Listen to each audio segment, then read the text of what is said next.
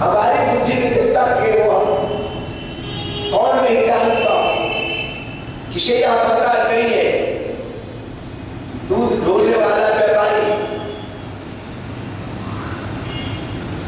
सैकड़ों लीटर दूध ढोता है, लेकिन पीता नहीं तो बार-बार नहीं होगा, ढोता है। तो हम केवल किताबों में रखी बात को रखे छोड़ दे, हम नहीं लेंगे, उससे हमें लाभ होगा नहीं। इसे पता नहीं कि बैंक में अरबों रुपये है, लेकिन अपने पास तो 1 भी रुपये नहीं है, तो फिर लाभ का भगवान की सत्ता है, उस सत्ता से हम कितना लाभान्वित हो सकेंगे, वो अभी हो रहे हैं, क्या भविष्य हो सकेंगे? अतीत हुए कि नहीं इस बात को छोड़ दीजिए, तो वर्तमान में हम सत्ता से लाभान्वित कितने हो रहे हैं, इस पर ध्यान को केंद्रित करना ही होगा। तो पहले सत्ता के बारे में हम यकीन लाए, हम देखें, अपनी बुद्धि से जांचे परखे, क्योंकि मनुष्य का मतलब होता है मनन करने वाला, चिंतन करने वाला। बिना चिंतन बिना मनन किए किसी बात का निर्णय नहीं संभव है, चिंतन करना। तो आइए चलते चलते प्रहलाद का प्रसंग छिड़ा खाकर बताए थे। हिरण्यकशिपु अपने भाई हिरण्याक्ष के मारे जाने के बाद प्रतिशोध की आग में जलने लगा। उसे निश्चित पता चल गया कि छल से भरा रूप लेकर के विष्णु ने ही हमारे भाई को मारा। तो पहले से खोज किया, कहाँ है विष्णु, मिल जाए तो उसका पीछा करे, हम भी भाई का बदला ले ले, खून का बदला खून से ले, लेकिन पीछा करते हुए पता नहीं पा सका, बात नहीं सका, खोज नहीं सका, तो निराश हो गया। इसी समय उसके मन में बात आई कि यदि मैं कहीं मारा गया तो बदला लेने वाली बात कहां पूरी होगी? भाई कौन से कम बलवान नहीं था, वो तो मारा गया।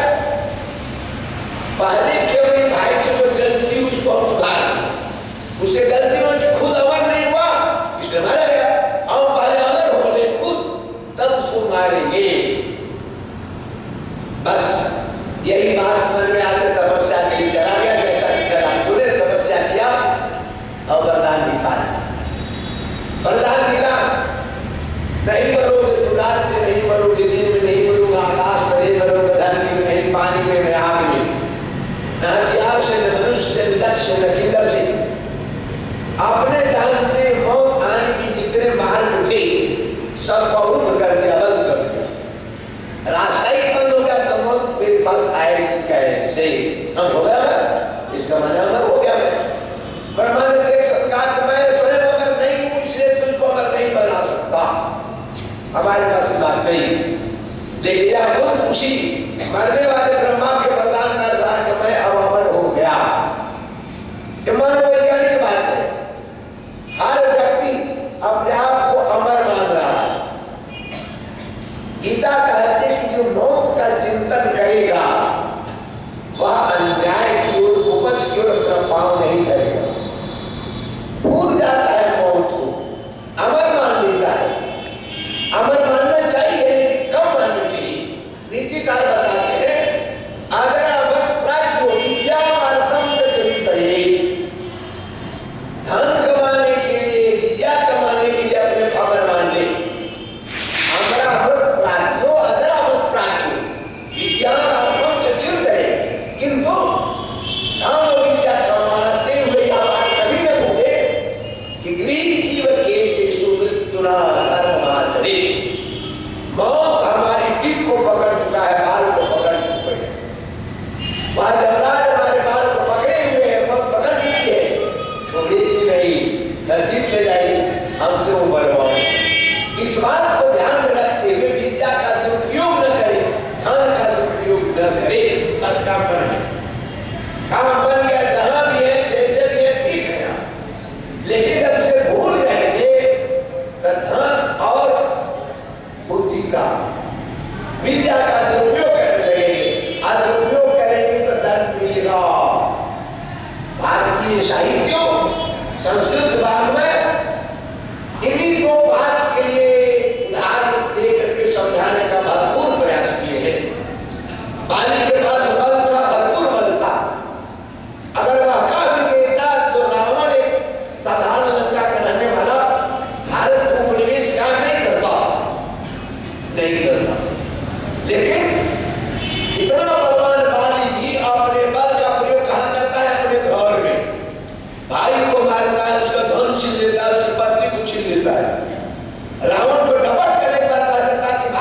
सीमा में तो नहीं आ सकते, तो रावण नहीं आ सकता, हिम्मत नहीं थी।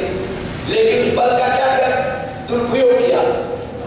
भगवान ने कहा कि तुम बल का दुरुपयोग करता है इसलिए कि तुम समझ गया कि बल हमारा है, बल तुम्हारा नहीं, बल तो मैंने तुमको दिया था।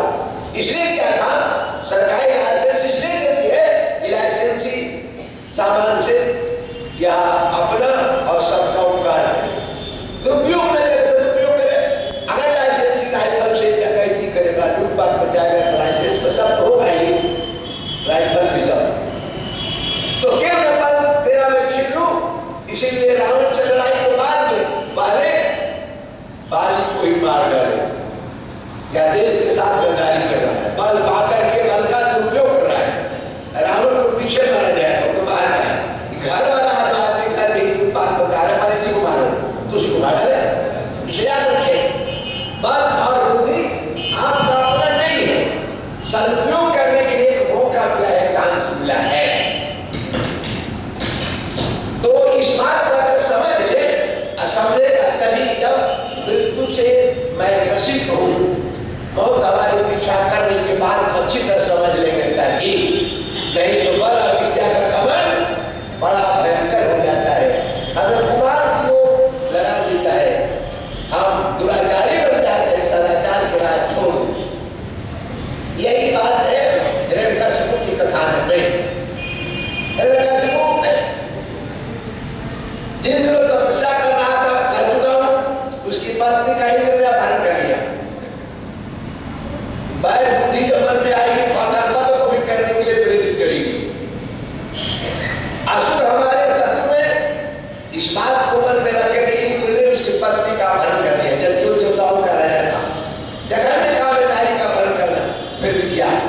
तो देवर्षि नारद की कृपा हुई कि कयाधु नाम की हिरण्यकशिपु की पत्नी को उन्होंने छुड़ा दिया, और आश्रम में ही एक बालक का जन्म हुआ जिसका नाम प्रहलाद। प्रहलाद शब्द की व्याख्या भी कल हो चुकी है। प्रहलाद आत्मा का नाम है, आह्लाद माने आनंद, और यही बताया कि सुख में आनंद में फर्क है। जो बाहर से आयातित होता है उसका नाम होता है सुख, क्योंकि आयातित अपना नहीं है, इसलिए वो गायब हो जाएगा। आयात कर रहना, ला रहना वहां से नहीं मिलेगा तो दुख हो जाएगा। सुख का विपरीत दुख है, आयातित है। अपना होगा उद्देश्य नहीं होगा, आनंद अपना है, जीव का अपना स्वरूप है। जैसा गोसाई ने कहा, चेतन अमर सहज सुख राशि। गीता में यही करते 15 अध्याय में अपन कहते ममई बान सुजीव लोके जीव भूता सनातन। यार जो सनातन जीव शरीर में रहने वाला ममई बान सा, भागवत यही कहता है, इस सुनो जीव कलया प्रविष्टु भगवान की। यह जीव की कला जिसमें भगवानी का पंच है सबने, इसलिए गोस्वामी जी कहते हैं श्याराम मैं, भगवान कंस ऋषि श्याराम मैं सब जग जानी, श्याराम मैं सब जग जानी, करम प्रणाम गोविंद कुमारी,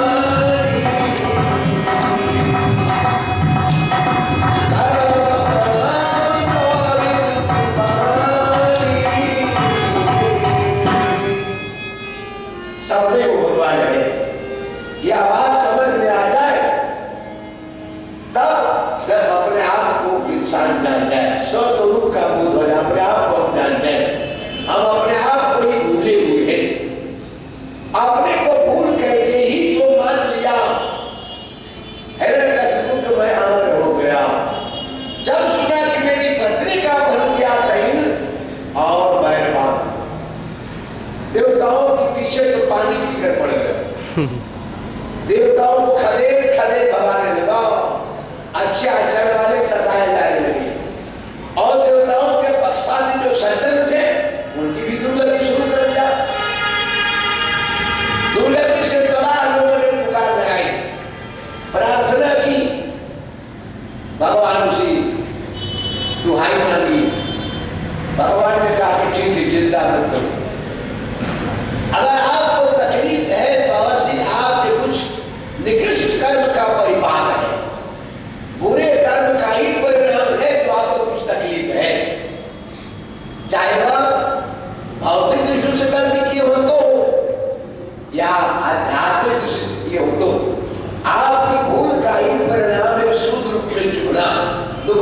मिलना। इसलिए भगवान ने कहा पूरी प्रतीक्षा करनी, थोड़ा कष्ट सहना होगा। इलाज तो मैं करूंगा, दूर करूंगा, लेकिन थोड़ी प्रतीक्षा करनी होगी। कब तक प्रतीक्षा भगवान ने नहीं कहा, निर्णय नहीं किया। कब तक प्रतीक्षा करने समय निर्धारित नहीं किया। इसलिए देवता लोग भगवान के द्वारा आश्वस्त होने के बाद प्रतीक्षा करने लगे। सुन चुके कि प्रहलाद जैसा बालक घर में आया। प्रहलाद 4 भाई थे, भागवत कार बताते हैं 4 भाई थे। बड़े थे प्रहलाद, अनुलाद, सहलाद,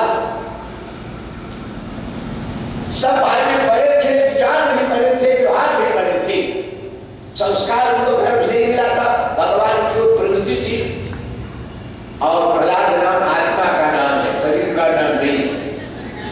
जब उनका जगत को संस्कार किया, विद्या अध्ययन के लिए तैयारी हुई, तो शुक्राचार्य के 2 लड़के थे, संड और आवाज। संडामक दोनों को बुलाया। जैसे आजकल ट्यूशन पढ़ाते ना, राजा लोग पहले से पैसे की गर्मी से बुला करके टूटा कहा कमाने बच्चों को पढ़ाओ। ठीक है महाराज, क्या पढ़ाओगे? जो कहीं सो पढ़ाएंगे। कहा कि धर्म शास्त्र हर दिन नहीं, मोक्ष शास्त्र को तो छूने मत देना, चर्चा नहीं चला। धर्म शास्त्र मोक्ष शास्त्र को छोड़ देना।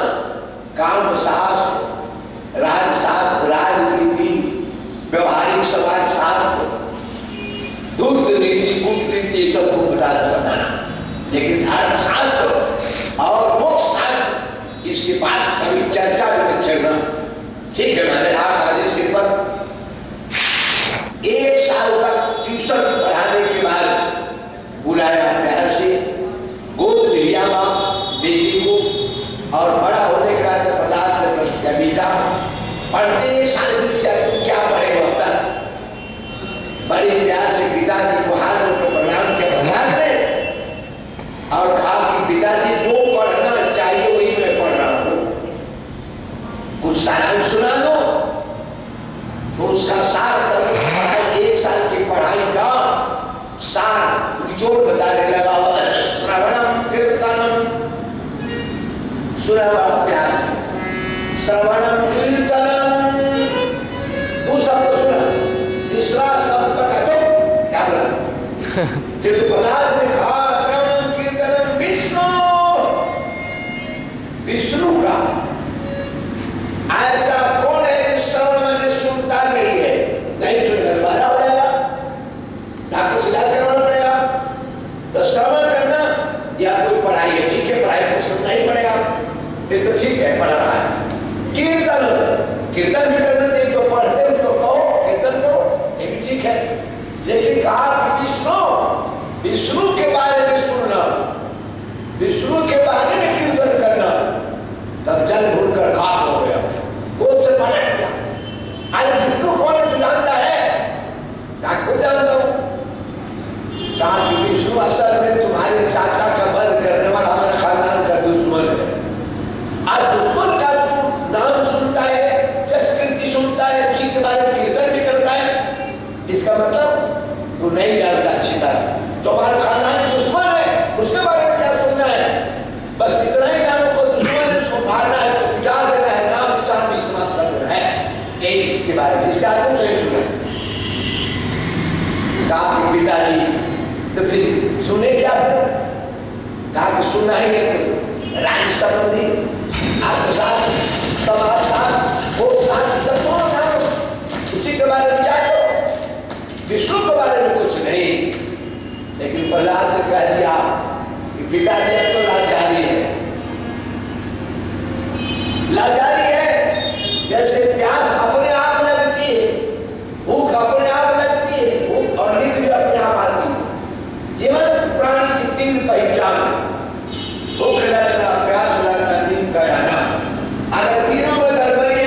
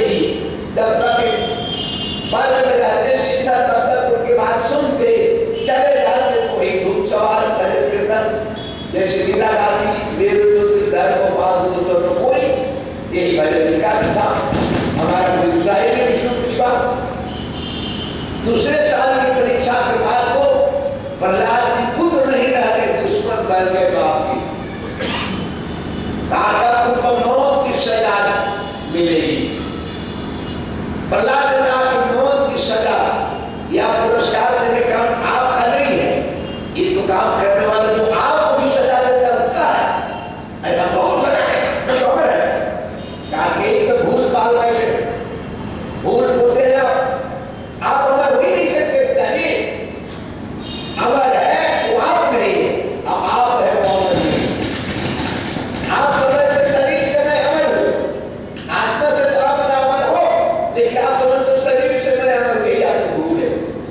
और यह भूल आपको दंड देकर रहेगी, पुरस्कार नहीं दंड मिलेगा आपको। रहने बाद हमें आप दंड देना चाहते हैं तो आपकी इच्छा दंड दे दीजिए, मैं दंड सहने को तैयार हूं। याद रखेंगे जो अपने स्वरूप को जान जाता है वो कभी डरता नहीं है। गीता के 16वां अध्याय में कहते हैं ये पहली पहचान है, अभय हम शास्त्र संतुष्टि ज्ञान योग स्थिति ऐसे तब होगा जब आत्मा विकसित हो जाएगी, तब आपका नाम होगा आत्मा राम। अभी आपका नाम है देहाराम, देह के लिए सवाल आप खोज रहे हैं और देह नष्ट होने वाली चीज है, इसे आराम भी नष्ट हो जाएगा। पानी नष्ट हो जाता है इसलिए पानी पीते या फिर प्यास लग जाती है, रोटी नष्ट हो जाती है इसलिए खाते या फिर भूख लग जाती है, नींद नष्ट होने वाली जल्दी लेते या फिर नींद की आवश्यकता पड़ जाए। तो नष्ट होने वाली चीज बार बार लेनी पड़ेगी, लेकिन आत्मा नष्ट होने वाली नहीं, उसको लेनी देनी नहीं है। इसलिए आवाज लगने से शांति वहां मिलती है, शांति उसका स्वरूप है। विरोध की बात बड़े कई जैसा आप सुनते हैं, झगड़ा अंत सीढ़ी पर पहुंच गया, अंत में कहा क्या तुमको मारे बिना मुझे नींद नहीं आती है। प्रहलाद कहता हम तो खूब प्रेम से सुनते हैं और आपको नींद भी गायब होगी, जिसको नींद ना समझे रोगी हो गए। प्रहलाद सोचते आराम से, अब आपको भी अगर नींद ना आती है तो आप रोगी हो चुके हैं, डॉक्टर के पास जाए ना जाए, दवा खाए ना खाए, रोगी आप है, भूख भी न लगे, प्यास भी न लगे, नींद ना आए तो रोगी है, निश्चित रोगी है। तो पिताजी आपको रोग हो गया, नींद नहीं आ रही क्यों? आप अपना इलाज कीजिए, ताकि जब तक तुम्हारा इलाज न करेंगे हम अपने इलाज नहीं करेंगे। बड़ी वीडियो में खुद रोगी दूसरे के इलाज करने को तैयार है, रोगी स्वयं है और निरोगी प्रहलाद के इलाज करने चलाओ। बस कहीं झगड़ा है, झगड़ा बड़ा तगड़ा है, चिंतित अपने भाई को देख करके ढूंढने का हम उसकी बहाना बोली भैया आप बहुत दिन से देख रहे, रात को भी थकते रहते, कभी आपको नींद है कि नहीं? बहाना महीने दिन भी फिर नींद आती है, तो फिर क्यों नींद नहीं आती? ताकि इस प्रहलाद की तरफ क्या चाहते हो? आप मेरी बात भी नहीं मानता है, तू किसी बात की नहीं, मेरी बात ही मानता नहीं है, अपने मन का करता है और मैं चाहता हूं मेरी बात मान जाए, बस यही दुख है। तो आप क्या चाहते हो? आप न खाता से ये खाता, मैं खाता तो खाता, ठीक है भाई साहब, हमने भी तपस्या की थी और तपस्या के बाद ब्रह्मा ने मुझे एक चादर दी थी, उस चादर को ओढ़ कर मैं आग की जलती चिता में बैठ गया हूं, एक बार भी रुआ भी मेरा नहीं जल सकता, चादर की विशेषता है। तो क्यों नहीं आप आग की चिता सजा दें, मैं चादर ओढ़ करके प्रहलाद को गोद में लेकर बैठ जाऊंगी, चादर के प्रभाव से मैं बच जाऊंगी, आपका दुश्मन है बेटा जल कर खा गया, आपकी पीड़ा मिल जाएगी, आराम से सोइए, आप ठीक है। ऐसी बात है, मैं तुरंत व्यवस्था दे देता हूँ, व्यवस्था हो गई, चिता सजा दी गई और आग लगा दी गई। प्रहलाद बड़े प्रेम से छुआ गोद में बैठ गए, जो अपना काम था भगवान का स्मरण करना वही को स्मरण करने लगे। ओम नमो भगवते वासुदेवाय चिंतन चलने लगा, आग के चारों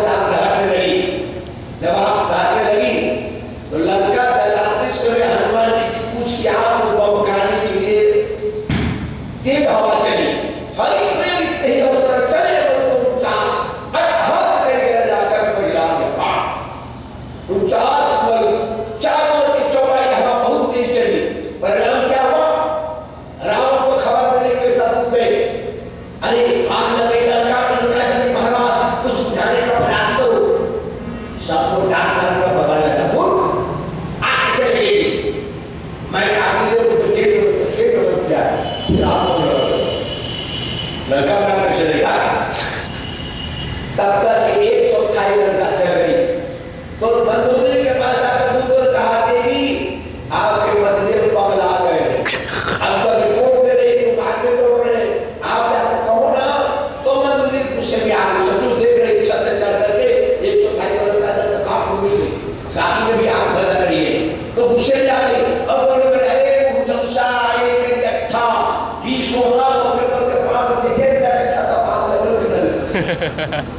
किसी तरह से गुस्सा में आया और बाहर करके देखा शत्रु तो लगा जाएगी, करना भी बात तो ठीक लगा जाएगी। तो गुस्से में आकर गालियां करने लगा। अब उस आदमी ने भाषण तो नहीं, लेकिन कविता में बड़ा सुंदर वर्णन किया है, कहा है कि कोपी दरगाह नगर बजो बोले राम रजा इधाय लोग के कहे लंकपति लंका परदा बोलेगी बाल बहाल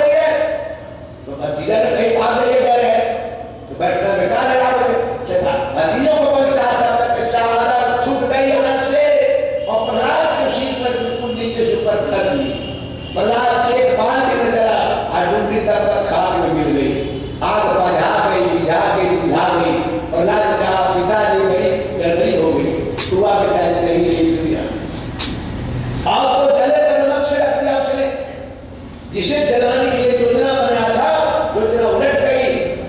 जो आग में नहीं जलने वाली थी, खाक मिल गई। जिसे किसी ने कहा था तुम आग में नहीं जलोगे, प्रहलाद बाल बाबा नहीं जलते बचे।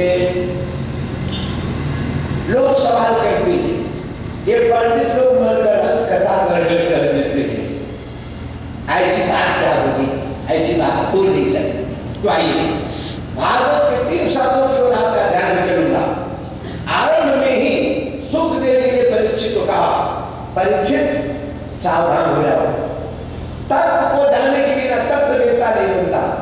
तत्व जानने के लिए इन 3 शब्दों पर ध्यान देना बहुत जरूरी है। तत्व क्या है? पहला स्कंद नहीं, पहला अध्याय का श्लोक है, वदन्ति तत्त्वज्ञस्तत्वं जद ज्ञानममलं ब्रह्मेति परमात्मेति भगवान् शब्दति। प्रहलाद की वाणी में ही भाव भरा था, ब्रह्मेति परमात्मेति भगवान् शब्दति। उस तत्व का 3 नाम है क्रमशः। पहले कब? फिर परमात्मा, फिर भगवान। कब ब्रह्म है, कब परमात्मा है और कब भगवान। तो आइए इस प्रहलाद की ऐतिहासिक बात आपको किस तरह से समझने के प्रयास करना। हम सब की पैदाइश मां की कोख से है, और जहां हम सब बर्थडे के उसका नाम है गर्भाशय। गर्भाशय की परिधि क्या है, अगल बगल की स्थिति क्या है, जरा उसको थोड़ी देर सोच लीजिए। एक वहां होता है पक्वाशय। पक्वाशय का मतलब खाना पकाने का घर। गर्भाशय में बड़ी जीव को जल जाने के बराबर डर, फिर भी खाना पकता है लेकिन जीव नहीं जलता। गर्भाशय में बड़ा छोटा सा जीव पानी का कीड़ा बचता है, और पक्वाशय में रोज अगर कम भी मां भोजन करे तो 24 घंटा 2 किलो का हिसाब रखिए तो 30 दिन में 60 किलो, और 9 महीना पक्वाशय के बदल रहा है गर्भाशय में जीव, तो 9 महीना में 540 किलो का हिसाब रखेगा। माने 5 क्विंटल 40 किलो खाना पकता है, और गर्भाशय का जीव बचता है। तो कैसे बचाने वाले कौन दुनिया का डॉक्टर है, पुरुष है, कौन सरकार की व्यवस्था है, क्यों जीव बचता है? तो 4 दिन में पूरे 9 महीने बचता है।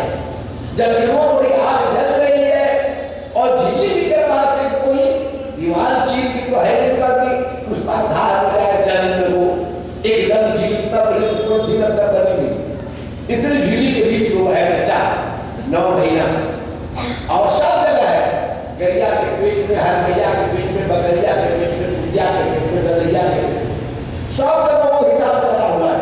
सब जगह आग से खाना पक रहा है और बच्चा बच रहा है, बचता ही नहीं है। जब आता है जिससे उस दिन को लोग कोई नहीं मनाता, धरती पर आने के बाद सब खुशी मनाते हैं, बात कभी आज वहां आता है तो कोई नहीं जानता है, कोई नहीं मनाता। उसका नाम है लाइफ डे। आजकल तो मैदान मनाता है वाइफ डे, मैरिज डे, लेकिन उस लाइफ डे को किसी का ध्यान नहीं है। भागवत उसके ओर ध्यान दे जाता है, कहता है उसको भी डालो, बर्थडे पे डाला, लाइफ डे पे डालो। लाइफ डे से बर्थडे में 9 महीने का अंतराल है, और वही तुम्हारी सुरक्षा का सवाल है।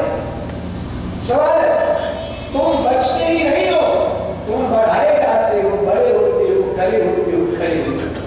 एक पीढ़ होता है जिससे सुधार 4 महीने से खड़ा बनाता है, तो सब कुछ होगा सृष्टि करता है। ऐसे सब वही सृष्टि होती है।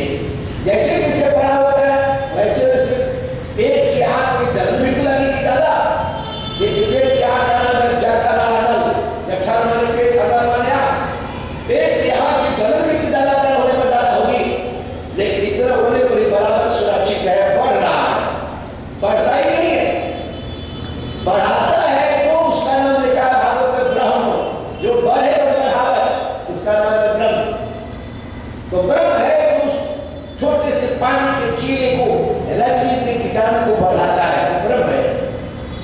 और फिर बड़ा हो गया तो सर्वैन करता है, नाभि से नाल लगा देता है, और नाल से जठरानल से पके खाना का रस होता था, वो रस नाल से बच्चा को मिलता है, नाभि के नाल पर। उस नाल से रस मिलने से जल्दी जल्दी बढ़ने लगा। जो सर्जरी करने वाला का नाम ब्रह्म नहीं, उसका नाम है परमात्मा। क्योंकि कोई भी आत्मा नहीं जा सकती, किसी आत्मा के जाने की कोई जगह नहीं है, फिर औजार कैसे लेगा, सर्जरी कैसे करे? तो साधारण आत्मा नहीं, वो परमात्मा है, उत्कृष्ट आत्मा है, सुपर सोल है। इसलिए वो परमात्मा कहलाया। ब्रह्म था पहले जब बढ़ा रहा था, और सर्जरी कर दिया तो परमात्मा हुआ। अब बड़ा हो गया तो धीरे धीरे 7वें महीने से कुछ सुधार लगती है, भूख लगती है। और स्वर्ण करते तो 5वें महीने से कुछ हो जाती है, 7वें महीने भूख लग जाती है। तो भूख लग जाती है तो दुख के मारे रोने लग जाता है, क्योंकि रस तो ढंग से होता है, पर्याप्त उसकी भूख को नहीं मिटा पाता, तो रोने लगता है, रोता है, चिखता है। कोई बाहर का नहीं सुनता है, सुनने वाला कोई और है, सुनता का चिंता मत करो। तुम्हारे लिए होटल में खाना, होटल में बनेगा तब तो बाहर आएगा, भीतर आएगा तो डांस रहेगा नहीं, तो क्या तरीके से जीवेगा, वो कैसे भागेगा? तो ऐसा होटल बना रहा हूँ कि तेरा उचित खाना मिलेगा तो होटल बन जाएगा। मैंने गरीब 6 महीने से होटल में काम लगा दिया, और होटल से काम से क्या होता है कि भोजन जो था उससे रस बनता था, रस उस बच्चे को मिलता था, चुनाव के शरीर के रस से गुण बनता था, शरीर का पोषण होता, और उसी रस का 2 भाग हो गया।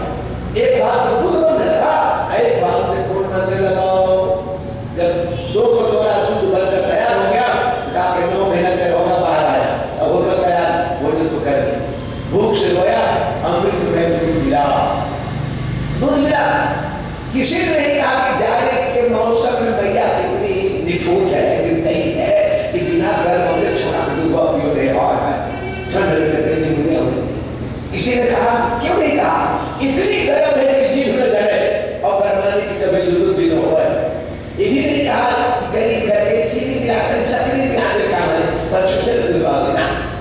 गरीब हो या अमीर हो, विद्या हो या बेलिया हो, सब हुआ मधुर है, उसमें चीनी शक्ति मिलाने की आवश्यकता नहीं। आज ये मिला डॉक्टर नहीं कहता कि चीनी मिला के मिला, तो मिठास भी है और गर्मी में जीभ नहीं जलती, फूकने की आवश्यकता नहीं, फूक पियो मजे से जियो।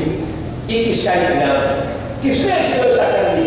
जिसने व्यवस्था कर दी उसका नाम भगवान है। भगवान क्यों नाम पड़ा? इसलिए कि जब चलने लगा तो याद किया तो उसने दया किया, दया करने वाले दयालु का नाम भगवान बुलाता है। इसलिए तो ब्रह्म था वही परमात्मा है, वही दयालु भगवान बनता है। भगवान ने बना दिया, सोचने की बात है। जिस भगवान ने 9 महीना पहले ही बचा दिया, हमें बचाया, हमारे बाप को बचाया, हमारी माँ को बचाया, हमारे बेटे को बचाया, हमारे पोते को बचाया, नाती को बचाया, सबको बचाया। आज का कोई नहीं जिसको उसने नहीं बचाया। संसार में आने के पहले सबसे पहला परिचय उसी का था। माँ को तब दिखाई पड़ी जब बस देखो आँख खुली, लोगों में कुछ होश आया तो लोगों ने कहा ये तेरी माँ है, भैया बोले तेरे बाप है, तेरे भाई है, बहन है। ये तो संसार बचने के बाद मिला, बचने के पहले लाइफ में से बचने के किसके परिचय था? वही तुम्हारा अपना था। उसी का यह सपना था कि संसार में जाए और निर्मल कीर्ति कमाए, हमारा नाम कभी न भूल जाए। बस तुम हमारा नाम ले लेना, याद कर लेना। बस तुम याद करोगे तो हम दया करेंगे, दया करेंगे तो दुखी नहीं बनाएंगे, सुख बनाएंगे, तुम्हारे जीवन को पवित्र बना देंगे। लेकिन हम अब आगे कैसे हैं? बस कैसे कैसे होश संभाला, बेहोश हो गए, नाम लेना तो दूर गया, उसका स्मरण करना तो दूर गया, पत्नी पुत्र 5 फोन मोबाइल नंबर याद करते करते बहुत नजदीक आ गए, लेकिन उसे भूल ही गए।